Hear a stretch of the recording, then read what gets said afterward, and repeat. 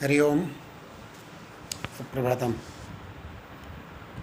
अद्य वयं शास्त्रि द्वितीयवर्षे साहित्य द्वितीयपत्रे माघ महाकविरचित शिशुपालपद्महाकाव्यस्य 11 श्लोकतः आरभ्य अध्ययनं करिष्यामः। श्लोकः अयमस्ति। न्यवर्त्य सोऽनुव्रजतः कृतानतीनतीन्द्रियज्ञाननिधिर्नभः समासदत्सादितदैत्यसम्पदः पदं महेन्द्रालयचारुचक्रिणः।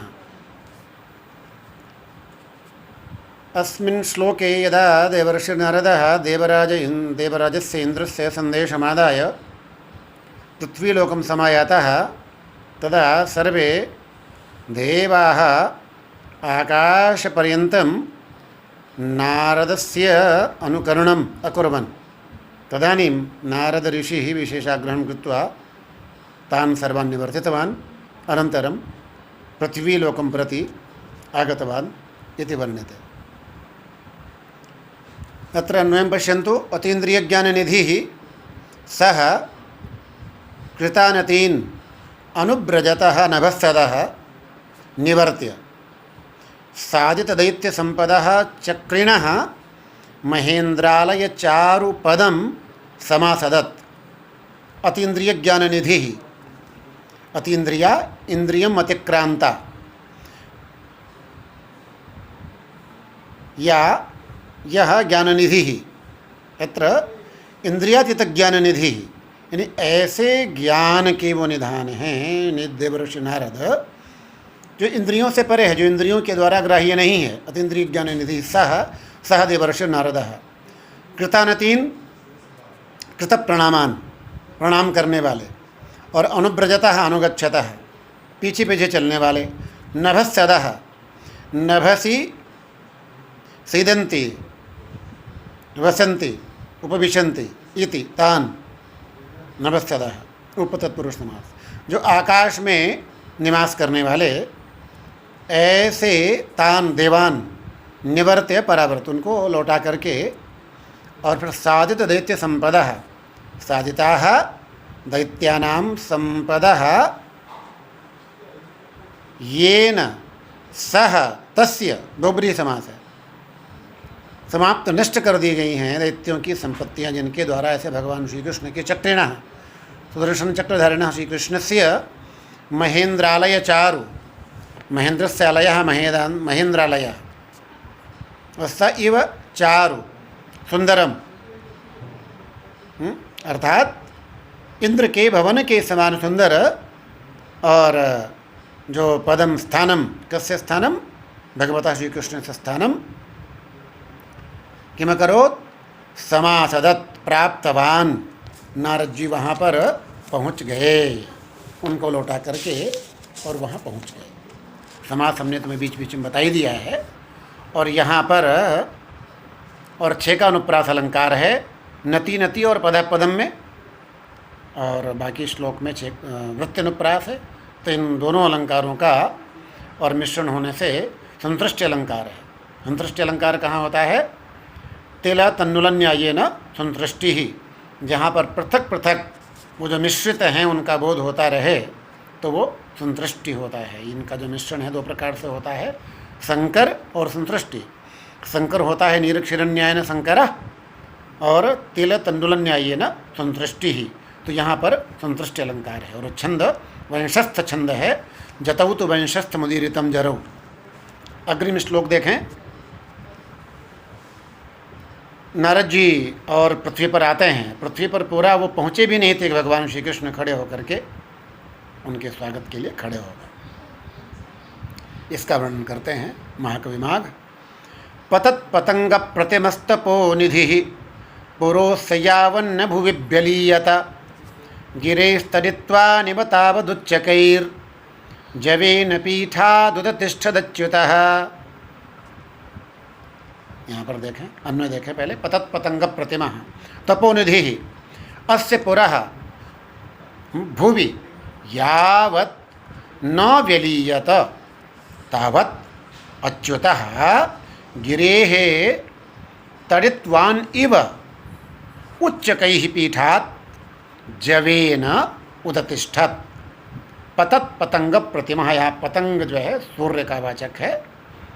गिरता हुआ जो सूर्य है तत् प्रतिमा तत्सदृश है, गिरते हुए सूर्य के समान। पतंग का अर्थ सूर्य भी होता है, पक्षी भी होता है, और एक कीट होता है वो भी पतंग है।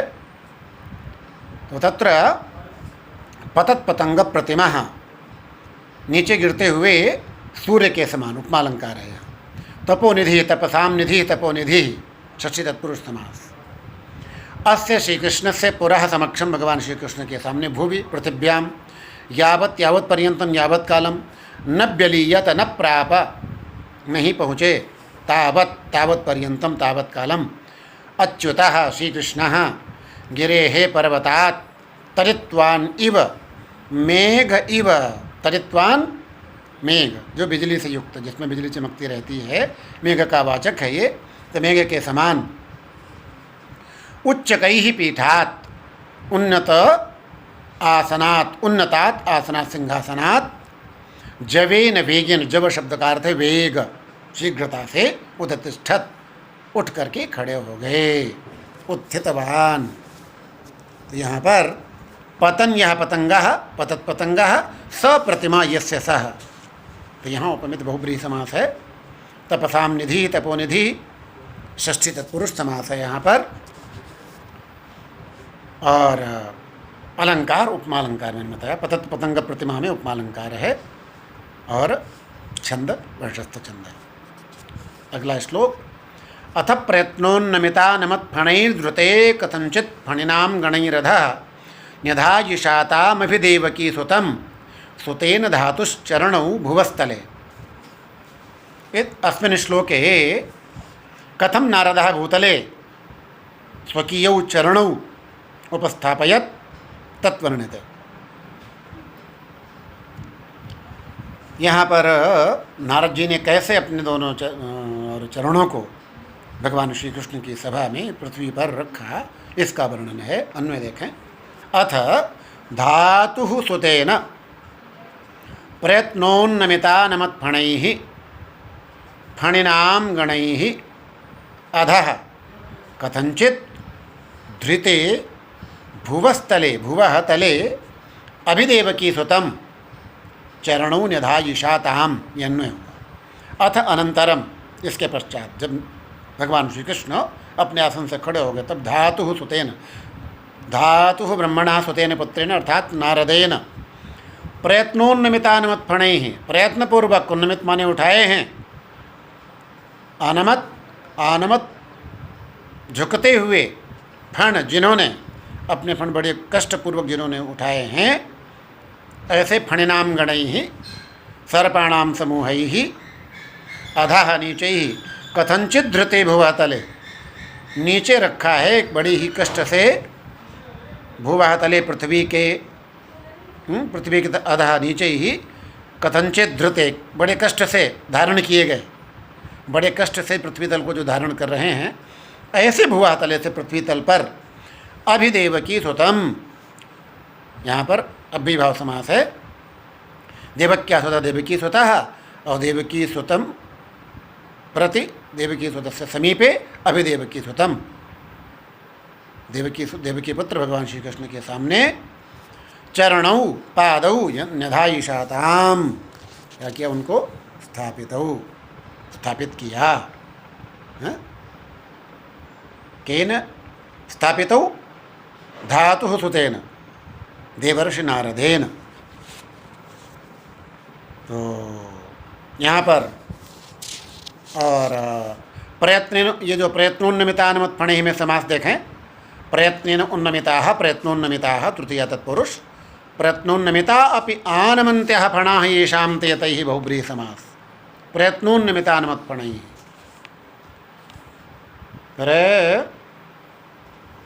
भुवस्थले, भुवः तले भुवस्थले, षष्ठी तत्पुरुष समास है। अभिदेवकी सुतम में अभिभाव समास है। देवक्या सुतः तम अभि, तो अभिदेवकी सुतम अभिभाव समास। अलंकार यहाँ पर अतिशयोक्त अलंकार है। ऐसा नहीं हो सकता कि इतने विशाल धरती का भार धारण करने वाले और जो सर्पों के समूह हैं वे केवल नारद जी के द्वारा पृथ्वी तल पर चरण रखने से इतने भारयुक्त हो जाएं कि वो उसे धारण नहीं कर सकें। ते असंबंधे संबंधे पे असंबंधस वर्णनम क्रियते अतः अतिशयोक्त अलंकारः अस्ति। छंदः वंशस्थ छंदः। अगला श्लोक। तमर्घ्यमर्घ्यादिकमादिपूरुषः सपर्यया साधु सपर्यपूपुजत् गृहानुपैतुं प्रणयादभीप्सवो भवन्ति ना पुण्यकृतां मनीषिणः। जैसे ही नारद जी पृथ्वी पर पधारते हैं वैसे ही श्री कृष्ण भगवान उनका विधिपूर्वक पूजन करते हैं। ये वर्णन है। यथैव नारद मुनिः पृथिव्याम् अवततार तत्र श्रीकृष्णः तम अपूपुजत्। उनकी पूजा की एवं अस्य श्लोकस्य प्रसंगः। माघ महाकवि रचना शेषभारवत महाकाव्यात् उद्धृतः श्लोकः इति संदर्भस्तु अस्त्येव। ये संदर्भ है। अन्वयं पश्यन्तु। आदिपुरुषः सः अर्घ्यं तम अर्घ्यादिकया सपर्यया साधु पर्यपूपुजत्। ये बताया। और मनीषिणः अपुण्यकृतां गृहान् प्रणयात् उपैतुम् अभीप्सवः न भवन्ति। आदिपुरुषः सः, आदिपुरुषः जो प्रथम पुरुष हैं, सर्वप्रथम पुरुष के रूप में जो अवतीर्ण भगवान श्री कृष्ण, तो आदि पुरुष ये आदिश्चाथो पुरुषः यहाँ पर अभी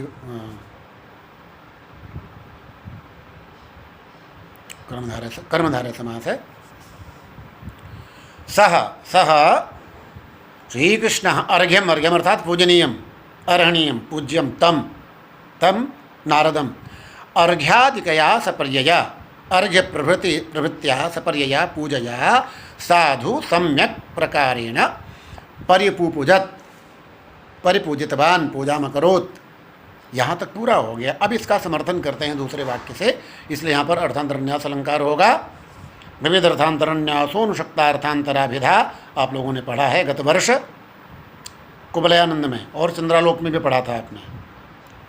तो यहाँ मनीषिणः विद्वांसः अपुण्यकृतां पापिनां, जो अपुण्यकृतां न पुण्यम कृतवन्तः ये तेषां न पुण्यकृतां, नए तत्पुरुष समास हो गया। अपुण्यकृतां गृहान भवनम प्रणयात् प्रेम्णा प्रेमपूर्वकम उपैतुम आगंतुम प्राप्तुम अभीप्सवः इच्छुकाः न भवन्ति न जायन्ते। यहाँ पर गृहान में गृह शब्द का पुल्लिंग में द्वितीय बहुवचन प्रयोग किया गया है। सामान्यतया वैसे दोनों लिंगों में गृह शब्द का और पाठ देखा जाता है, किंतु हम सामान्य व्यवहार में गृह शब्द का प्रयोग नपुंसक लिंग में ही करते हैं। किंतु अनेकत्र महाकवियों ने और गृह शब्द का प्रयोग पुल्लिंग में भी किया है, तो यहाँ पुल्लिंग में किया गया है। इसको आप ध्यान देंगे। यहाँ पर अर्थांतरन्यास अलंकार है, क्योंकि ऊपर की पंक्ति का समर्थन नीचे की पंक्ति से किया जा रहा है, तो अर्थांतरन्यास अलंकार हो गया और वंशस्थ छंद है। एक श्लोक और देख लें। भगवान श्री कृष्ण ने उनका विधिपूर्वक पूजन करने के पश्चात नारद जी को और समुचित आसन पर विराजमान करवाया। आसन उन्हें और प्रस्तुत किया, निवेदन किया, आसन पर विराजे। यथाविधि पूजनं कृत्वा श्रीकृष्णः समुचित आसने नारदम् उपावेशयत्। न यावदेतावदपश्यदुत्थितौ जनस्तुषाराञ्जनपर्वताविव स्वहस्तदत्ते मुनिमासने मुनिश्चिरन्तनस्तावदभिन्निवीविशत्। अत्र अन्वयं पश्यन्तु पूर्वं। जनः उत्थितौ एतौ तुषाराञ्जनपर्वतौ इव यावत् न उदपश्यत् तावत् चिरन्तनः मुनिः स्वहस्तदत्ते आसने मुनिम् अभिन्यवीविशत्। जनः लोकः, जो लोग हैं वहाँ के, द्वारकावासिनी जनः।